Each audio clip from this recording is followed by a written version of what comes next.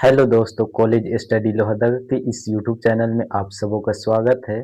तो दोस्तों, आज की इस वीडियो में हम लोग जानेंगे कि नाग खल या पहान खेत किसे कहा जाता है। ठीक है, आप लोग जानते होंगे कि पहान खेत या नाग खल किसे कहा जाता है। ठीक है, और यदि नहीं जानते हैं तो मेरे इस वीडियो में अंत तक बने रहिए, आप लोगों को अच्छे तरीके से समझ में आ जाएगी। ठीक है, और ये वीडियो जो है वह पहान पार्ट 4 है। ठीक, इससे पहले मैं आप सबों के लिए पहान पार्ट 1, 2, 3 ये सब वीडियो दे चुका हूँ।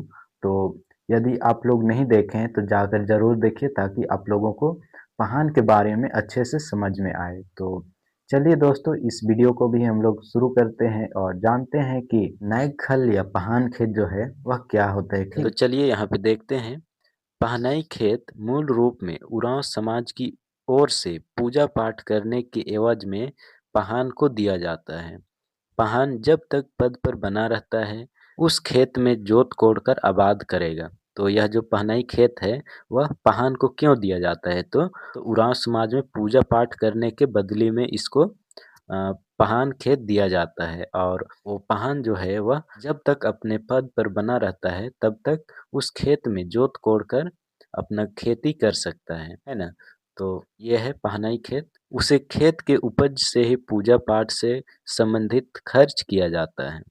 और जो पूजा पाठ में आप लोग देखते होंगे, थोड़ी बहुत तो खर्चा होता ही है कुछ सामान वगैरह लेने में, तो उसका जो खर्चा उठाता है पहान, तो वो कहाँ से उठाता है? तो वही खेत से, जो कि उसे पहनाई खेत के रूप में मिला है ना? तो उस पर खेती करता है और उसी में अन्न पैदा करके उस अन्न पैदा करता है, और उससे वह अपना जो पूजा पाठ होता है उसका खर्च निकालता है। जब तक पद पर बना रहेगा, तब तक इस भूमि पर दावा कर सकता है, परंतु इस भूमि को अवैध रूप से बिक्री या बंधक नहीं दे सकता है। और पहान जब तक अपने पहान के पद में रहेगा, तब तक ही वह उस खेत में अपना दावा कर सकता है। और एक यह भी विशेषता है पहनाई खेत का कि उस खेत को पहान किसी के पास अवैध रूप से बेच भी नहीं सकता, ना बंधक कर सकता है, ठीक है? क्योंकि यह जो संपत्ति है, वह पूरे गाँव की है। तो इसे आप किसी को बेच नहीं सकते हैं और ना ही बाँधा दे सकते हैं। जैसे कि देते हैं ना, पैसा लेकर उनको खेत दे देते हैं खेती करने के लिए, तो वैसा भी नहीं कर सकते हैं। हाँ, भले आप यानी खेती नहीं कर सक रहे हैं, तो आप किसी को साझे के तौर पर दे सकते हैं, ठीक है? साझा के तौर पर, ये नहीं कि बँधा। तो उस टाइप से आप कर सकते हैं, लेकिन बाँधा या फिर बिक्री नहीं कर सकते हैं। पहनाई खेत, नाग खल को बेचने का अधिकार किसी पहान को नहीं है। यह गाँव की अचल संपत्ति है, कोई व्यक्तिगत नहीं। और जो खेत है उसे बेचने का तो अधिकार नहीं है, क्योंकि यह पूरे गाँव की संपत्ति है, किसी एक की नहीं है। इसलिए इस भूमि पर किसी तरह का सार्वजनिक कल्याण हेतु स्कूल, कॉलेज, सरकारी या गैर सरकारी कार्यालय, संस्था या उद्योग स्थापित नहीं कर सकते। ये जो पहनाई खेत होती है, पहान खेत होता है, उसमें आप कोई भी सार्वजनिक तौर पर भी आप उसमें कुछ कॉलेज या फिर स्कूल, सरकारी या गैर सरकारी रूप से आप उसमें कोई कार्यालय या संस्था नहीं बना सकते हैं, ठीक है? उद्योग भी स्थापित नहीं कर सकते हैं। और ये जो है वह राज्य सरकार के हाथ में भी नहीं है, ना ही केंद्र सरकार कर सकता है। तो आगे इसके बारे में बताया गया है, देखिए। राज्य सरकार या केंद्र सरकार इस भूमि को प्रयोग के लिए अपने अधिकार में नहीं ले सकती है। इस भूमि की बिक्री, बंधक या सरकारी कार्य हेतु अनुमति पत्र उपायुक्त नहीं दे सकते हैं, क्योंकि पहनाई खेत, नाग खल, उरांव रीति रिवाज को बरकरार रखने के लिए गांव पंच की ओर से कुछ वर्षों के लिए दान दिया जाता है, ठीक है?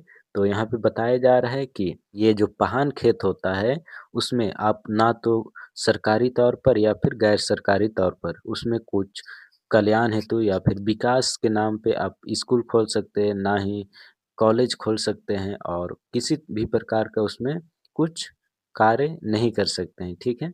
और इस पर जो है वह राज्य सरकार का हाथ है, ना ही केंद्र सरकार का। उसमें वे कुछ प्रयोग नहीं कर सकते हैं, क्योंकि ये जो ज़मीन है वह उरांव रीति-रिवाज को बरकरार रखने के लिए दिया गया है, और इसको जो है वह किसी प्रकार का बंधक या बिक्री नहीं कर सकता है और ना ही कोई भी उपायुक्त भले ही कितने भी बड़े पोस्ट पे हो, कोई भी पदाधिकारी या उपायुक्त वह इसे बिक्री हेतु पत्र नहीं लिख सकते हैं और ना ही उसे उस पर कब्जा कर सकते हैं, क्योंकि ये पहनाई जो खेत है वह गाँव के पंच की ओर से दिया जाता है दान में, ठीक है, पाहन को।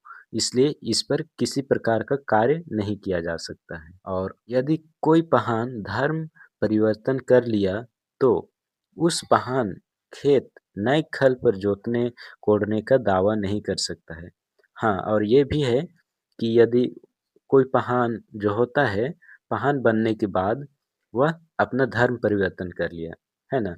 तो उस तो वैसी स्थिति में जो है वह उस पाहन खेत में जोतने-कोड़ने का दावा नहीं कर सकता है, उस पर खेती नहीं कर सकता है। धर्म परिवर्तन के बाद वह भूमि गाँव पंच और महतो के अधीन स्वतः आ जाता है। यह नया पाहन का चुनाव होने तक यदि गाँव पंच और महतो इस भूमि के रखवाली करने में असमर्थ हैं, तो पढ़ा पंच के अधीन रहेगा। देखिए, जो पाहन है वह अपना धर्म परिवर्तन कर लिया कि तो वैसी स्थिति में वो पाहन खेत जो है नैगखल वह गाँव के पंच और महतो के अधीन आ जाता है स्वतः और यदि जब तक नया पाहन का चुनाव नहीं किया जाता है तब तक वे उन्हीं के रखवाली में होता है। किसके रखवाली में? तो गाँव के पंच और महतो की रखवाली और यदि वे सब गाँव के पंच और महतो जो हैं वे सब उस ज़मीन की, उस खेत की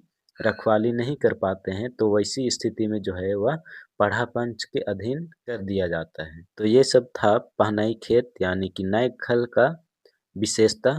तो आप लोग यहाँ देखें और यदि वीडियो आप लोग को एक बार में समझ में ना आई हो, तो आप लोग इसे दोबारा भी देख सकते हैं और अच्छे से समझ सकते हैं, है ना? तो आप लोग इसी तरह से हमारे वीडियो में बने रहें और अपने रीति-रिवाज के बारे में भी जानते रहें। तो चलिए वीडियो को अंत करते हैं और आप सबों को वीडियो में अंत तक बने रहने के लिए बहुत-बहुत धन्यवाद।